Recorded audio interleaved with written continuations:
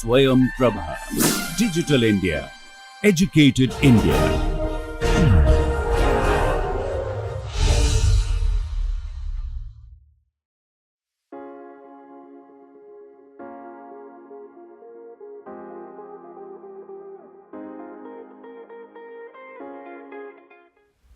See, let us move on to the next chapter on bending of beams. In fact, we are going to threadbare study how the bending stresses are developed, followed by how the shear stresses are developed. And in fact, in your earlier course on rigid body mechanics, you have been exposed to beams more than the shafts. You have developed shear force and bending moment diagrams. And let us see what way we get into the understanding of a beam. You know very well that when I have a load transfers to the axis, okay, it acts like a beam. The main point is, if I have this as the member, the loads are perpendicular to that. And here again, we will focus only on slender beams. Never forget that. That's a very important idealization that we invoke in this course. The important aspect is transverse loading to the axis. And you can also have the rods. When you have the rods, you apply it along the axis. The moment you say beams, you come across the use of such cross sections very often. You have the I-beam because it is very effective and utilizes less amount of material. So, these are designed to withstand transverse or perpendicular loading. So, you have to recognize, I can have a beam which is vertical, fine. You don't think that beams are always horizontal. Suppose I have an antenna protruding from your car. That is what is there in most of the cars these days, you know. It is subjected to wind effects when you go. So, it is actually bending. So, you have to qualify whether the member is subjected to transverse loading, then you call it as a beam, not by its position. I can have a column which is horizontal, a beam that is vertical, fine. If the loading is axial, it is termed as a bar. That is what I have shown it here. And you know, when we were looking at axial load, we never worried about the cross section. Did we ever worry about the cross section? I simply said, I have a law of force which is acting like this, and let us define force divided by area as stress. That came from plotting the graph for different cross section of the material. We found that is a better way to plot, so that I can have just one graph for a given material. We never worried about the cross section. On the other hand, when we stepped down to torsion, we were focusing on essentially circular cross section. We have not gone anything beyond that. Either it is a circular cross section or a hollow cross section. That is all we have done. And you know, you have beams in every place. You have this bridges, you have a railroad, and you can also have a spring. It is providing a cushioning effect. These are called leaf springs, mainly because these are termed as leaves. Multiple leaves are put. They are essentially subjected to bending, and the cross section need not remain constant. Okay, it will vary. And you also have the other important example, the complete railroad essentially supports a bending load. And we have also said, even before we got into analysis of beams, we have looked at the cross section. I have removed lot of material from the sides. That is mainly because by inference we have seen that the central core is not transmitting the load. And even when you go and see, this is kind of seating arrangement is there in many places. So, if you look at the supporting structure, this acts like a beam. And you know, you have also done in your rigid body mechanics, cantilever, simply supported, overhung beam. All of these you are able to do the shear force and bending moment diagram repeatedly. Fine. And we have also looked at why do you have a roller support, not just to simplify your mathematics. It's also useful. You cannot avoid temperature changes. When there is a temperature change, one way of mitigating that effect is, if it is possible for you to allow the expansion in your design, allow that. Don't generate stresses due to thermal effects. So that's one simplest way of handling thermal effects. And there are also other class of beams. If you take a railroad, this is continuously supported on the entire length. So it's little more complicated to analyze. And you also come across propped cantilever. And you also have a fixed beam. See, these are not possible for you to find out the forces by using the equations of statics. So you call these class of beams as statically indeterminate. So you classified in that course, that doesn't mean that you will not attempt to find a solution. You have to bring in deformation, I get additional equations. With that, I go and evaluate what is shear force, bending moment in any one of these beams. Fine. And just because you have been exposed to beams, see, whatever the solution that I am going to develop today, you cannot simply jump on to conclusion that this is applicable to all these beams in an exact manner. Understand the word exact manner. We may still use the same equations. So you should carefully observe what is the kind of idealizations we make when we want to find out the stresses in a beam. Watch that very carefully.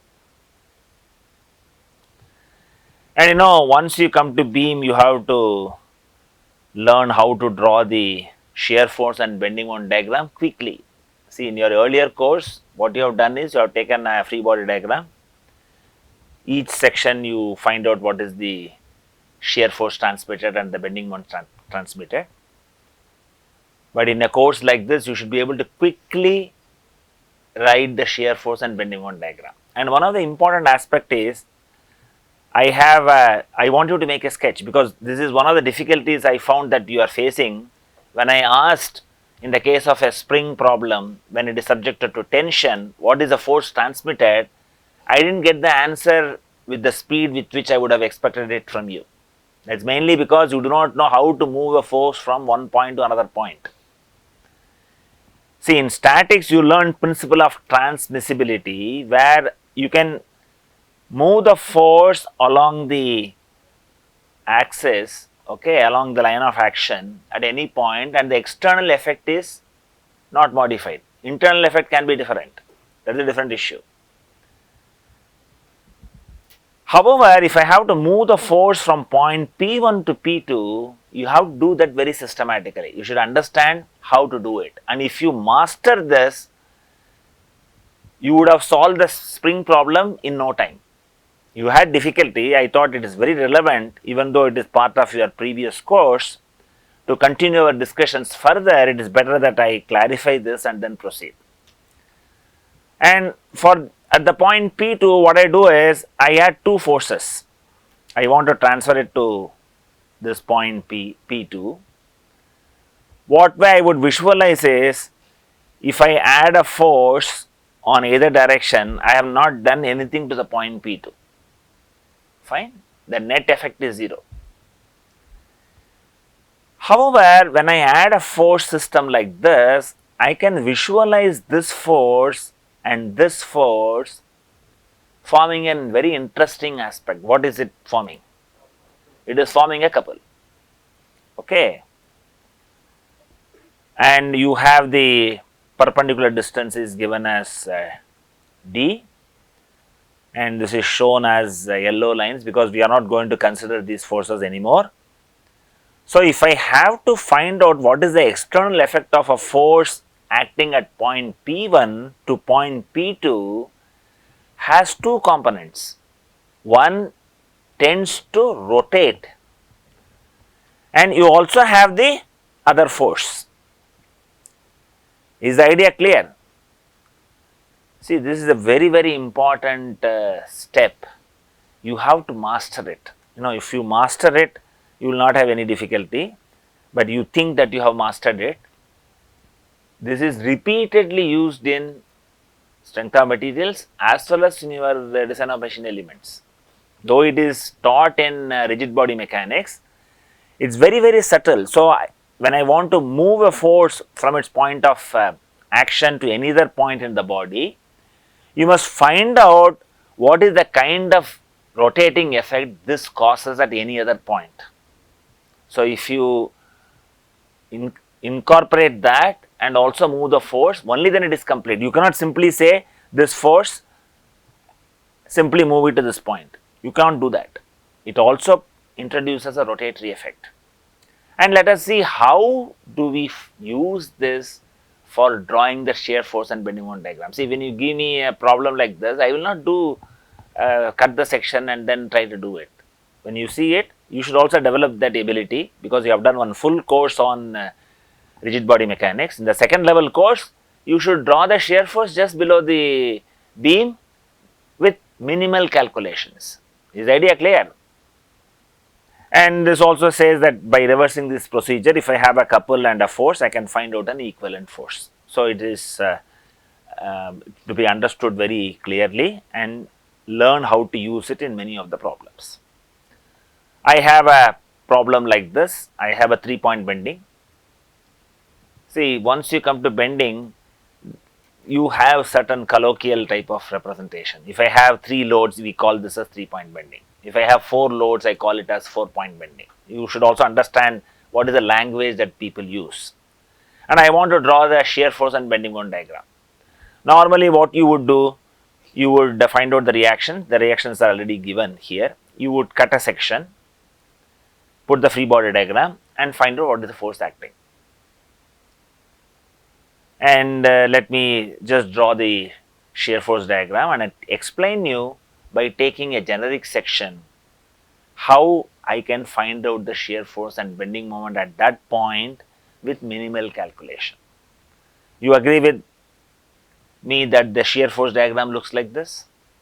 Fine. And we are using the sign convention on the positive face. Positive shear is positive. Okay. And you can also draw the bending moment diagram like this, and it is labeled. Fine. Now, what I am going to do is, I am going to take a section in this portion of the beam at a distance a by 3 from the load. And what you find here, I have a value of shear force, I also have a value of bending moment, fine, which I can quickly calculate. See, when I write the shear force and bending moment diagram, I am actually saying what is the force acting on the member, fine.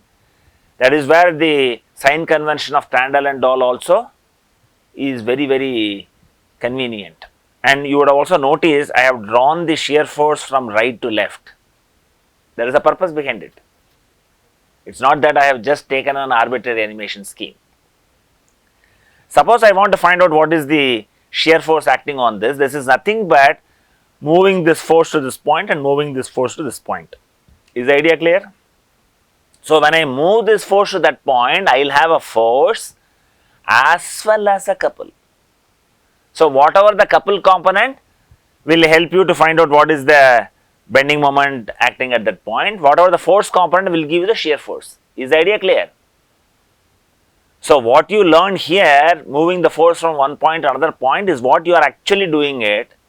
And when you draw the shear force and bending moment diagram, I can find out at important locations what is the shear force and bending moment diagram and join them, if you know what is the nature. So, I can do very simple calculations and do that, and that is illustrated in the animation here. So, I am actually moving this force. So, when I move this force, I will have a force as well as a couple. Please understand that. Similarly, when I move this force to this point, I will have a force and I will also have a couple. So, you can do that mentally. Suppose I have this AB and L are given as numbers, you can do the mental calculation. With symbols it may be difficult, okay. With numbers it is much easier to do.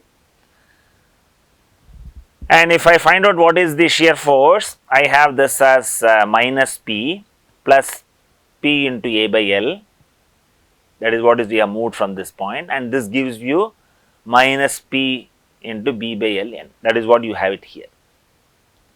And when you want to get the bending moment, you sum them up and finally you get this as 2/3 of P into AB by L. Because you can understand this as a triangle, and we are talking about A by 3. So, this is 2/3. Okay. So, I have this 2/3 coming into the picture. So, with very simple appreciation of the logic, you can quickly draw the shear force and bending moment diagram. This you have to master it, because in this chapter and in the subsequent chapter where you want to find out the deflections, you should be very comfortable with shear force and bending moment diagram. And you repeatedly use this resolution of a force into a force and a couple. You should understand that. If you would have understood this, the spring problem, you would have given it in no time. You had difficulty in that. I noticed the difficulty. I thought it is relevant that we go back to this discussion and then proceed with the course. Now, I have a 4-point bending. It's also called as pure bending. Why I call this as pure bending? Please draw the shear force and bending moment diagram quickly. I have given you this. Draw the shear force and bending moment diagram in the way that we have discussed. First thing you need to know is the reaction. Reaction is also very simple to get. I have the support. The reaction will simply be W. Can you draw the shear force and bending moment diagram? You don't have to take a section, write the free body and do it. It is not necessary, because you have to graduate. In the initial learning, you have to do all that so that you get a grip of how to draw the free body diagram. In the second level course, once the loading diagram is given, just below that you should be able to draw the shear force, and below that you draw the bending moment. I always recommend, when you have the loading diagram, below that you should draw the shear force diagram, below that you should draw the bending moment diagram, so that even if you have made any calculation mistake, the diagram would prompt you to look at. See, as engineers, you should come out with correct calculation. It is not speed alone. Speed is also important. Correctness is equally very important. Have you been able to get the bending moment and shear force diagram? Okay. I have drawn the bending moment first, because the interest is in this section of the beam, that is the central portion. The beam is transmitting only bending moment. Is the idea clear? Which you can confirm when you draw the shear force diagram. When I have a shear force diagram, I have like this. Shear force is completely 0 in this section, and in this section it transmits only the bending moment. See, we are going to develop our logic to find out the stresses only for a beam which is experiencing constant bending moment. If it is anything other than constant, you have to see how the results are applicable. Fine. That is very, very important. So, I have the constant bending moment, and this you find in many, many applications. You have a buggy, and then this has forces in two places. So, the central portion is subjected to pure bending. Similarly, a weightlifter is a very nice example. This portion of the beam is subjected to pure bending, and we are going to develop the stresses, strain only for a member subjected to pure bending, that is slender member. Okay. This follows the same logic. When we have looked at the axially loaded member, we had only axial load. Fine. We had only axial load along the length of the member. No other load was acting. And we moved on to torsion. We took a circular cross section. We applied only twisting moment.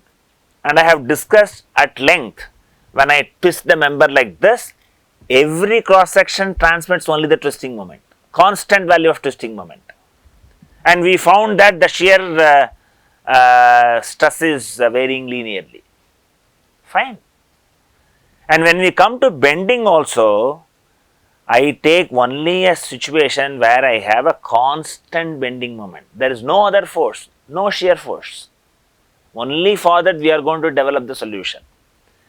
And in all this, what we were actually doing, we were conceptualizing what could be the deformation.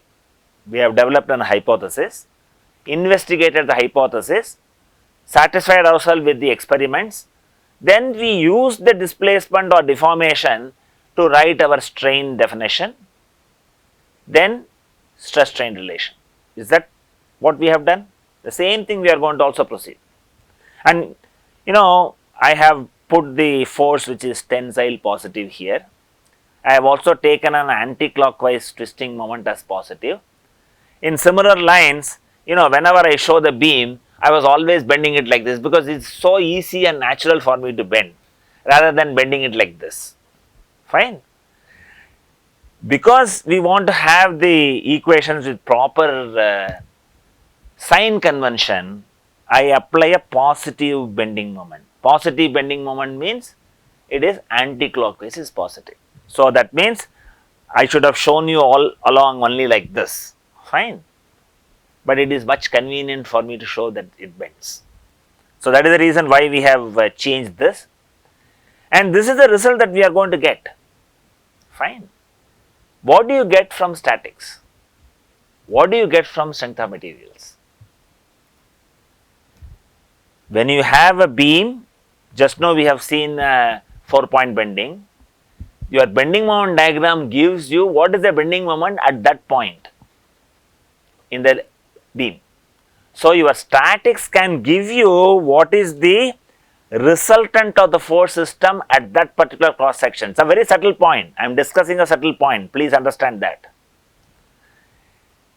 How the bending moment is affected through a distribution, your rigid body mechanics cannot give you. Only when you come to deformable solids, you will know how the distribution is. Suppose I have this as a rectangular cross section. Can you tell me what is the net force acting on this cross section? Net force? That is 0. You are able to see that? But if you find out what is the moment, you will find, and we will also equate it in the later development, that this moment will be same as the moment applied at that point. See, the idea what you will have to appreciate is, we are graduating from rigid body mechanics to deformable solids. Rigid body mechanics gives me the resultant of what is the force acting at a particular cross section. It does not give you the distribution. In the second level course, I get the distribution. Is the idea clear? There is no contradiction between the two. We will verify whether our solutions are satisfying the equilibrium conditions. And we have shown this by an inference. I have taken a photoelastic material, apply the axially loaded this one, okay, and you found that this is of uniform color for any increment of load. You have multiple fringes get developed, and when you finally look at the distance between the fringes was remaining constant, suggesting that the variation is linear. We have also seen the counter example when I showed you the thick cylinder, the distance between the fringes were not uniform, it was varying, and it shows a non-linear variation. Okay. So, you can get rich information from photoelasticity in a jiffy. What I need to do is take the model, stretch it and put it in a polariscope. So, even before we solve the problem of beam under bending, we know what is the nature of stress that it is transmitting. And you have to appreciate what we are doing. See, I am emphasizing it again and again. This I have done it while developing torsion also. We are considering a slender beam. For the purpose of illustration, I may blow it up. So, always keep in mind the cross-sectional dimensions are much smaller than the length. So, slender beam we are taking, and we also restrict what is the force it should transmit. We want the beam to transmit only a constant bending moment. Please write it in bold letters. If anything other than a constant bending moment, the solution you get is not exact for that problem. So, if I take a cross section and then find out what is the force balance and find out what is acting, it will have a same bending moment transmitted. That is what is illustrated, like what we have illustrated in the case of a shaft. And another very important aspect which many students ignore is that it is applicable for cross section that has a vertical plane of symmetry or a plane of symmetry. Okay, I can have the loading applied in that plane. Usually we have transverse load is shown vertical, so it should have a vertical plane of symmetry. That means this cross section, whatever the solution I get, whether it is valid for this cross section or only for this plane, that also you have to keep in mind. While developing the theory, we will confine our attention only to the central plane. In the case of a shaft, we looked at a square shaft as well as a circular shaft. We said our strength of material solution is valid, we are developed only for a circular cross section. Here you have little more relaxation. Whatever we discuss as a beam theory, it is applicable for a variety of cross sections, but they should have a plane of symmetry. You also find L section is used as a beam in many applications. Does it have a plane of symmetry? It is not having a plane of symmetry. And you will find it is very interesting. When I apply the bending load, it will also twist. We will see that later. And if I have to find out how to find out the stresses due to bending, I have to do little more work. I cannot get it easily. So, I should have a plane of symmetry. So, in a sense, it is slightly more generic than what you have learned in the case of a torsion. Loading is in the same plane as a plane of symmetry. So, that is what I said. I can also have the beam rotated horizontal and apply the load in the horizontal plane. The loading plane and symmetry plane should be identical. That is the meaning here. And that is a very subtle point. Please understand that. It is not emphasized normally, but that clarity you should have. And finally, our very important idealization, material is isotropic. Only for an isotropic material we are going to develop. So, we are going to have an hypothesis and see what is the deformation. Once you have taken care that the deformation is correctly understood, rest of it is straightforward. Okay. And once you come to the beam, when I am going to bend it like this, you will also have to bring in your knowledge of curvature, which you have studied in your analytical geometry, but nevertheless we will get into that understanding. So, I take a curve, I have marked 2 points P and S, and curvature is the rate of change of the slope angle of a curve with respect to the distance along the curve. Okay. So, if you put it in pictorial representation, so this you have this as a radius of curvature rho, okay, and I have the point Q. So, I write the slope, this is at angle phi. I take a neighboring point, please draw the sketch along with me, draw the neighboring point which is at a very short distance from this, and I have labeled this as R. So, when I draw the slope, I have this angle as taken as delta phi. So, this will also be delta phi. And we want to link this curvature to the bending of the beam, fine. And you also have QR you take the distance as delta S. This is a small distance. These are all blown up pictures. So, you should understand that these are all blown up pictures. And what is the definition of curvature at Q? We want to find out what is curvature at Q. It is defined mathematically like this. In the limit delta S tends to 0, the ratio delta phi by delta S. So, when I have delta phi by delta S in the limit delta S tends to 0, I can call it as d phi by ds. And you have delta S is O prime Q into delta phi. Okay, I have O prime Q into delta phi. So, I have this. So, in the limit delta S tends to 0, 1 by O prime Q, and in the limit when it goes, it is equivalent to 1 by O Q. So, I have d phi by ds equal to 1 by rho. So, that is the definition of curvature, and rho is defined as the radius of curvature at Q, and the curvature can change from point to point. Suppose I have a uniform bending moment, we have an advantage. See, we would like to have a very simple deformation picture.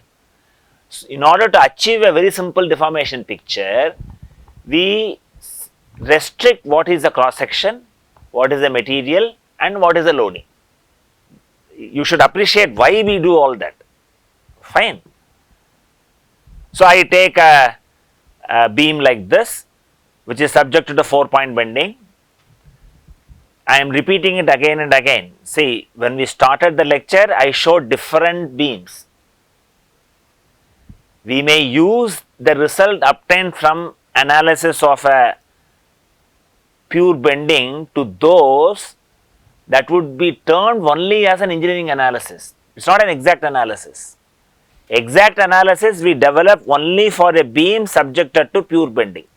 So, it goes into a curved position when it is the bending moments are applied. Okay. And you can also visualize it in a different perspective. So, wherever possible, where I can bring in the slenderness, I am bringing it. Please make a sketch. This would also help you to appreciate the deflection, what we are going to develop a few classes later. I have the reference axis. Along the beam axis, I am going to take the direction as x, and you have z and y direction shown like this. And I would have my radius of curvature like this.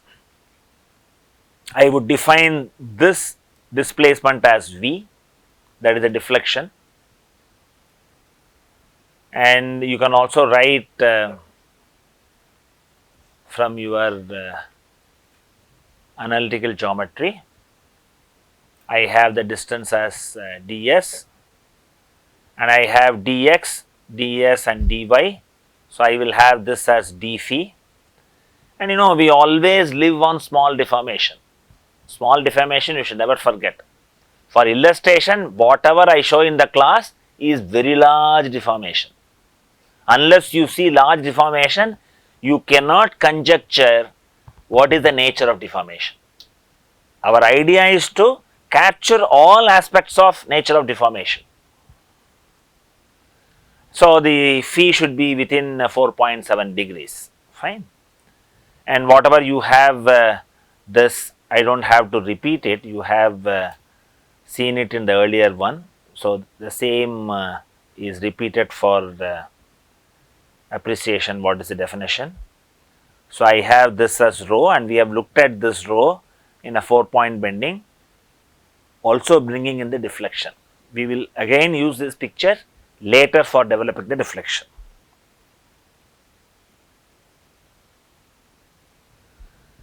And you have an hypothesis. Even before I go to an hypothesis, I have a very nice animation.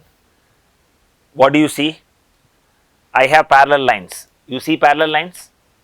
You see parallel lines here? How do they deform? Do they remain plane? Why do you say that it does not remain plane? It remains plane. The straight line still remains straight. It is getting rotated. Fine. See, you have an advantage of a soft material, and you are able to flex it like this and you get it in no time. Okay, Euler and Bernoulli, you have this picture of Euler here and Bernoulli. This hypothesis is credited to Euler and Bernoulli. First statement they make is plane cross sections of the beam remain plane during the bending.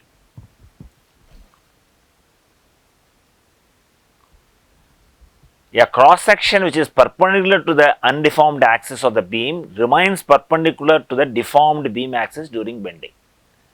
See, this hypothesis took how many years? 400 years. Fine. So, when this hypothesis was stated, the hypothesis was correct. People didn't understand what this hypothesis is all about. It was quite abstract at that time. When I illustrate this, I have blown this up. I have a line here and this is perpendicular to that. I have parallel lines. These parallel lines have got rotated. They remain plane. Okay. The plane sections remain plane before and after loading is very well seen. Mind you, we are discussing for a beam under pure bending. Never forget that. Okay. Suppose I draw a tangent to this curve and also find out what is the angle between this line and the tangent, it would be 90 degrees. It would be 90 degrees. That is the meaning of this statement. Remains perpendicular to the deformed beam axis during bending.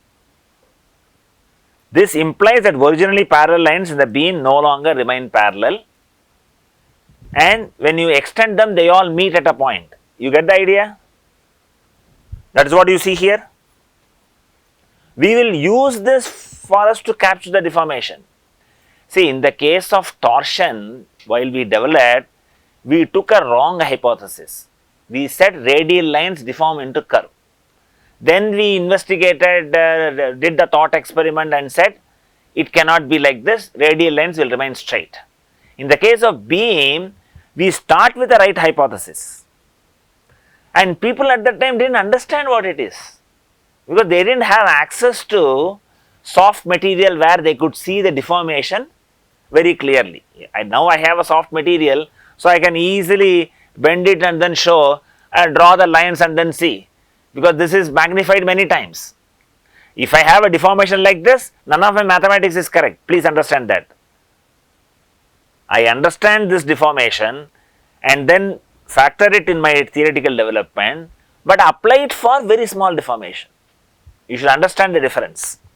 So, these hypothesis was very abstract in those days. People didn't understand. Okay. I have a beam like this. The only restriction is it can have any cross section. I have taken a cross section which is having a plane of symmetry, because this solution is applicable for cross section that have a plane of symmetry, and my loading is also in the same plane of symmetry. The deformation will be symmetrical about the plane of symmetry. So, I take parallel lines AB, CD, EF. I have taken 3 parallel lines. We have already seen how the beam is deformed. Fine. And these parallel lines get rotated, and these rotated lines are shown. Please make a sketch and then draw this. Allow sufficient space, because these lines have to meet at a point. That is very important. So, don't draw immediately below this figure. Leave a gap like what I have given. Fine. So, I will have the line A1, B1 rotated like this, C1, D1 like this, and E1, F1 like this.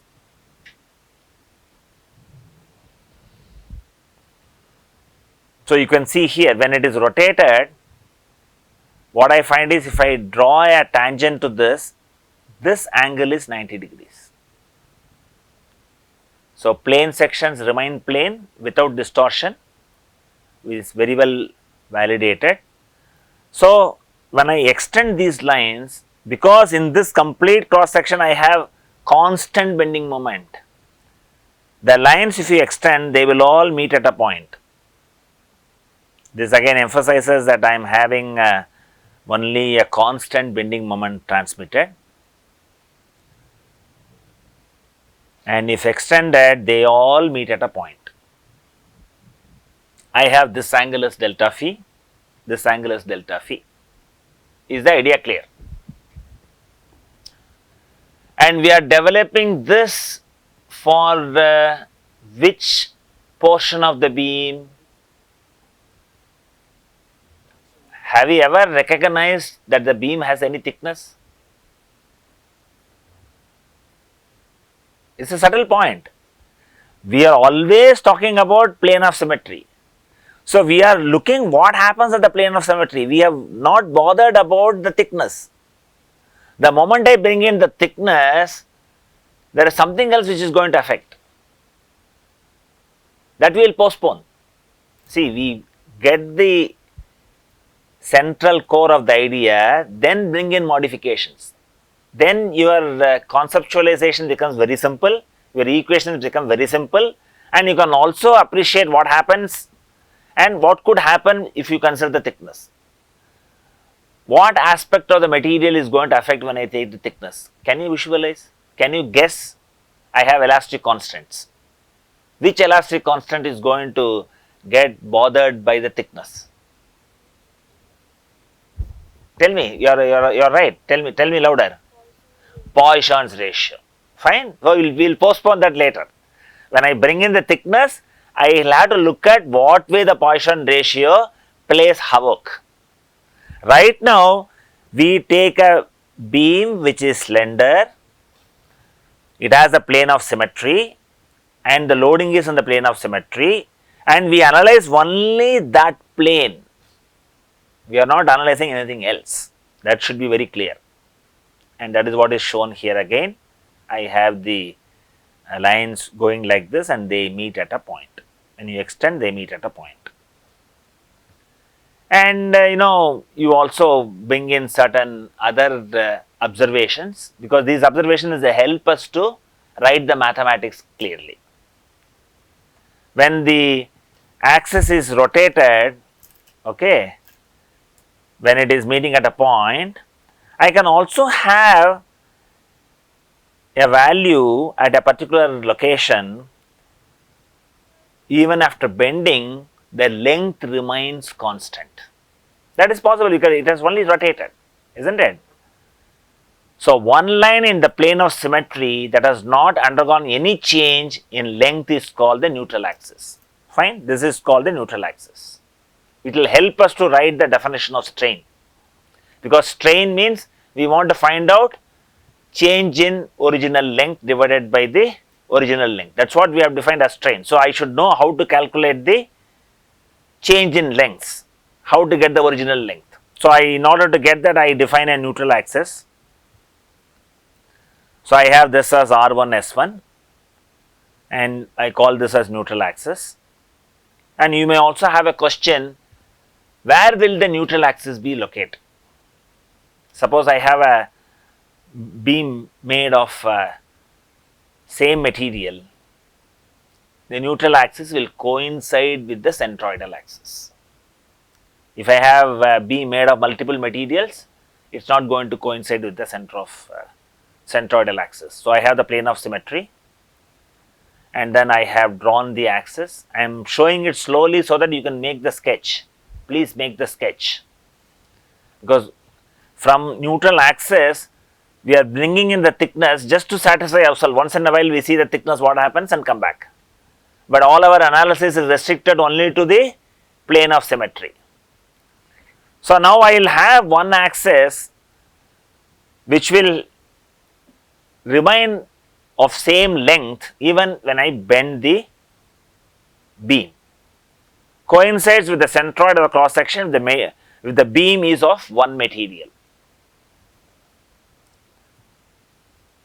which I have already said. Okay, the plane perpendicular to the plane of symmetry through which the neutral axis passes, that is the plane which is shown here, is called the neutral surface. So, wherever we want to recognize the thickness, we will recognize the thickness. Otherwise, the discussion confines only to the plane of symmetry. Never lose track of it. Now, we will use this definition because our interest is I want to take a general line PQ. We want to see how it gets distorted. So, I should find out what is the changed length, what is the original length. The only parameter I get from the diagram is the radius of curvature. So, I will try to link it to that. That is my interest. So, I have a deformed line P1 Q1 and this is an undeformed beam. Fine. In an undeformed beam, what is RS and what is PQ? They are of identical lengths. In a deformed beam, they are different. I have R1 S1. You could quickly see R1 S1 should be same as what? RS, because that is what we defined as neutral axis. And we have taken the line P1 Q1 which is at a distance y from the neutral axis. And then this neutral axis is located at radius of curvature rho. So, with this you are in a position to find out what is P1 Q1, what is original length and what is the expression for axial strain. So, determination of axial strain is our interest. We have discussed the basic requirements. I am redrawing the same diagram so that you have time to fill in the blanks if you have missed some of it.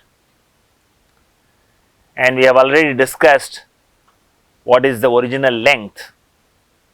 Okay. So, from the definition of the neutral axis, originally the line PQ was having the same distance as RS.